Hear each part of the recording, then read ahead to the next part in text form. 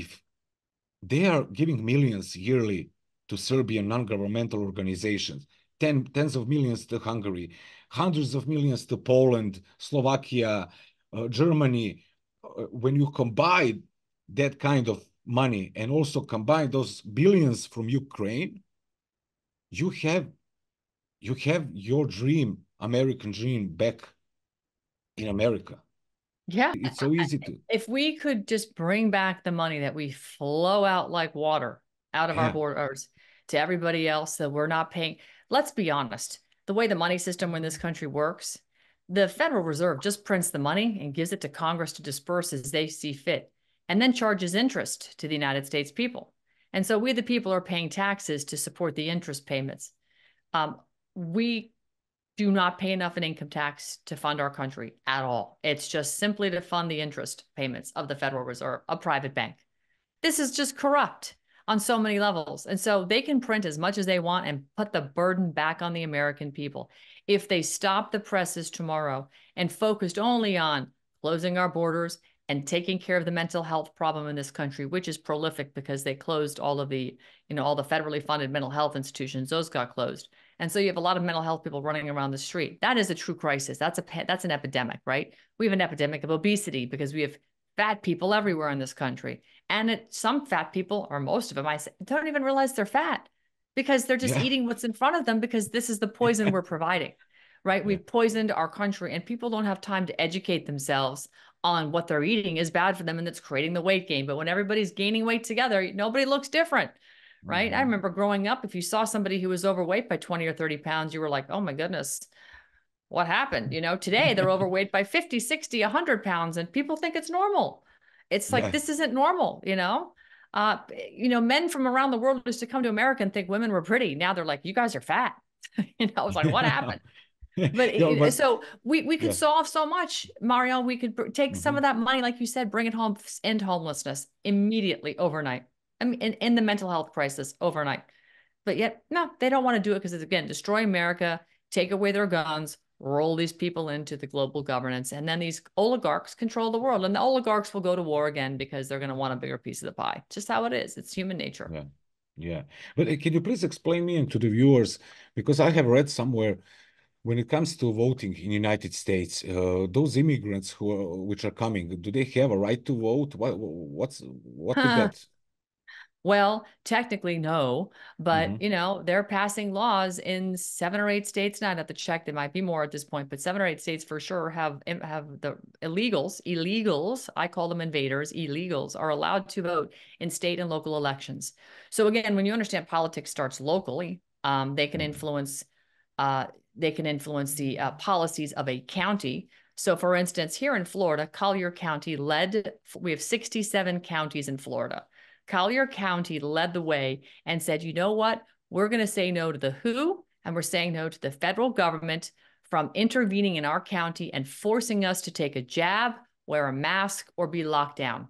They passed it over a year ago. It was wildly successful, and many other counties in Florida followed suit. Louisiana, the state, has banned the WHO, the UN, and the WEF from their state. So you have the sovereignty to do that. But if you allow and inject illegals into the country who are being given Democratic voting registration cards and can vote at the county level and can go to county commission meetings and start to lobby and bring all their illegals, no, we want the WHO influence. We want the jab. And you break that down and you flip that, that's how you regain compliance for the global governance control.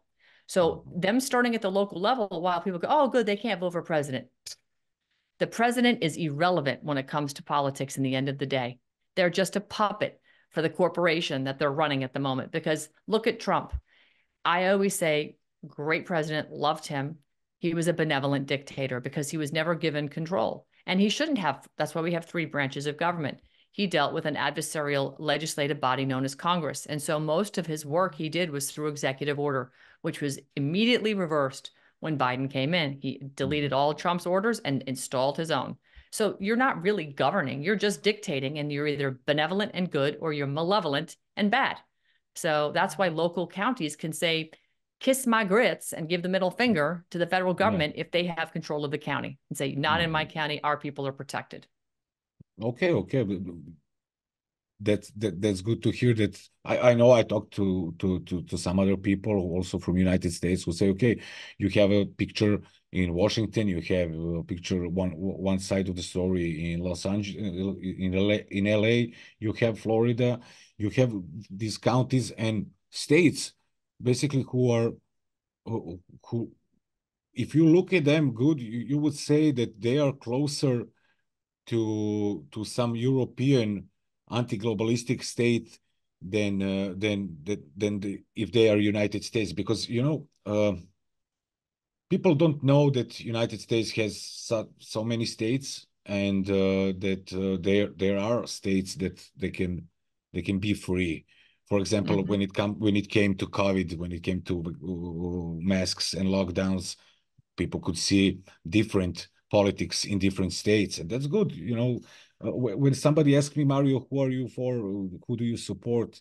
Are you pro-American or pro-Russian or pro-German? I say I'm pro-Miami. I say I'm pro DeSantis. Because Florida for us was like, okay, look at that United States. You have Florida, man. They don't have any kind of lockdowns. They don't have that kind of politics. So there is a spark of light somewhere in those United States, and that's really good. But what I want to ask you, want to check your opinion on uh, what do you think is the greatest threat, not only to United States but globally, when it comes to WEF or Klaus Schwab, Davos, when it comes to those agendas that they are pushing up? How do you see those agendas, Green New Deals, climate change, and other stuff for you? And what do you think for other people is the greatest threat that is coming to us right now and that we need to reject at the beginning? Well, the greatest threat is ignorance to understanding their agenda and the real problem. The real problem is these people, the World Economic Forum, which I call the State Department for the United Nations. They are a group of anti-God transhumanists, and they don't believe in the sanctity of freedom that God has given us. And he gave man dominion over the earth. That's your land, your air, and your water. LAW. That's the original law book right there, the Bible. So they don't believe in any of that. And the ignorance to that fact alone and understanding just that fact alone cascades into a whole host of other manipulative vectors of attack. Climate change, whether you should be able to abort your fetus, and war, and on and on and on, right? So, COVID, the pandemic, just world control, global governance. You need to understand who your enemy is. And if you simply understand they're anti-God, anti-human, then everything else starts to make sense, why they're trying to, suck up all the carbon in the atmosphere and your carbon footprint. And it's a manufactured crisis because, people like Bill Gates and others are buying carbon credits. There's exchanges coming on the markets that sell and swap carbon credits. Well, how do you make a carbon credit? You just create it on the ledger.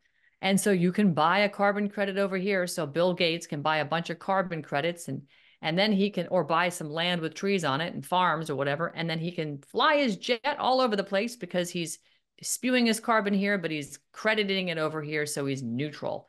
It's nothing but make believe on a general ledger so that they can tax you. Because again, it's another mechanism of control, the whole climate hoax.